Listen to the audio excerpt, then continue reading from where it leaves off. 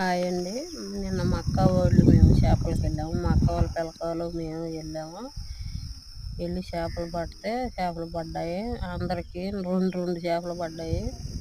బొచ్చి పిల్లలు పట్టుకొచ్చుకున్నాము. నచ్చితే ఒక లైక్ పెట్టండి.